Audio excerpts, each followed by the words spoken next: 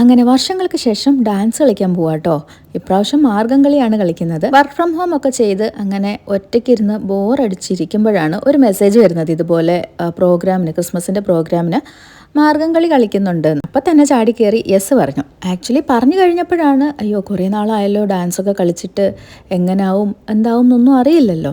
പിന്നെ എന്തായാലും വരുന്നിടത്ത് വെച്ച് കാണാമെന്ന് ഓർത്തു. പിന്നെ ഏറ്റവും കൂടുതലൊരു സന്തോഷം എന്ന് പറയുന്നത് എൻ്റെ കസിനും ഡാൻസിനും പണ്ട് VBSനൊക്കെ പോകുമ്പോൾ ഞങ്ങൾ ഇതുപോലെ ഓരോ ഡാൻസൊക്കെ കളിച്ച് പ്രാക്ടീസ് ചെയ്യും. അങ്ങനെ കുറേ നാളുകൾക്ക് ശേഷമാണ് ഒരുമിച്ച് ഡാൻസ് കളിക്കാൻ പറ്റുന്നത്. അപ്പോൾ അതിൻ്റെ ഒരു പ്രത്യേക സന്തോഷവും കൂടെ ഉണ്ടായിരുന്നു കേട്ടോ. ഇതാട്ടോ ഞങ്ങളുടെ സവിത ചേച്ചിയാണ് ഞങ്ങളെ ഡാൻസൊക്കെ പഠിപ്പിച്ചത്. ഡാൻസ് പഠിച്ചപ്പോൾ ആക്ച്വലി മറ്റേ പ്രേമം സിനിമയിലെ സീനായിരുന്നു.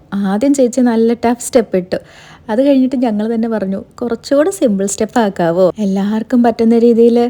അങ്ങനെ ചേച്ചി ഞങ്ങൾക്ക് പറ്റുന്ന സിമ്പിൾ സ്റ്റെപ്സൊക്കെ ഇട്ട് അങ്ങനെ പഠിച്ചെന്ന് പറഞ്ഞു കഴിഞ്ഞാൽ എല്ലാവരും വർക്കിംഗ് ആണ്. അപ്പോൾ നമുക്ക് വീക്ക് ഡേയ്സിലൊന്നും പഠിക്കാൻ പറ്റത്തില്ല.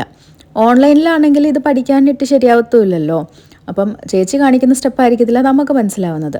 അങ്ങനെ ആകെ ഒരു 2 ദിവസം 3 ദിവസമാണ് പഠിക്കാൻ നമുക്ക് കിട്ടിയത്. എല്ലാവർക്കും വർക്കും പിള്ളേരും ഒക്കെ ഉള്ളതല്ലേ, അപ്പോൾ നമുക്ക് എല്ലാം കൂടെ ഒത്തുവരത്തുമില്ല.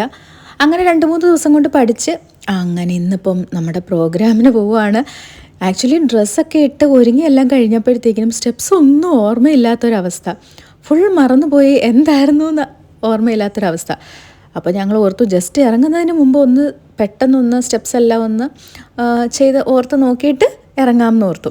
അങ്ങനെ നമ്മൾ പെട്ടെന്നെല്ലാം ഒന്ന് കളിച്ചൊക്കെ നോക്കി. 6 മണിക്കാണ് പ്രോഗ്രാം, എന്നാലും ഞങ്ങൾ 4 മണിയാകുമ്പോഴത്തേക്കിനും റെഡി ആകാമെന്ന് ഓർത്തു. അപ്പോൾ എന്നിട്ട് കുറച്ച് റീൽസൊക്കെ എടുക്കാം, എന്തായാലും നമ്മളിതുപോലെ ഒരുങ്ങിയൊക്കെ നിൽക്കുന്നതല്ലേ. അപ്പം ഞാൻ കുറേ റീൽസൊക്കെ സേവ് ചെയ്ത് വെച്ചിട്ടുണ്ടായിരുന്നു.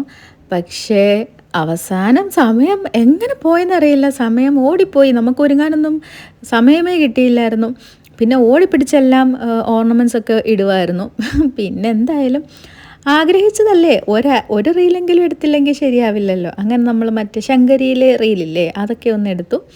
പിന്നെ ജസ്റ്റ് ഇറങ്ങാൻ നേരം ഒരു കൂളിംഗ് ഗ്ലാസ് വെച്ചൊരു ഫോട്ടോ എടുക്കാമെന്ന് വിചാരിച്ചിട്ട് അങ്ങനെ ഒരു ഫോട്ടോയും എടുത്തു. ആകെ 1-2 മിനിറ്റിൻ്റെ പരിപാടികൾ. അങ്ങനെ അത് കഴിഞ്ഞ് നമ്മൾ നേരെ അവിടെ നിന്ന് ഇറങ്ങി.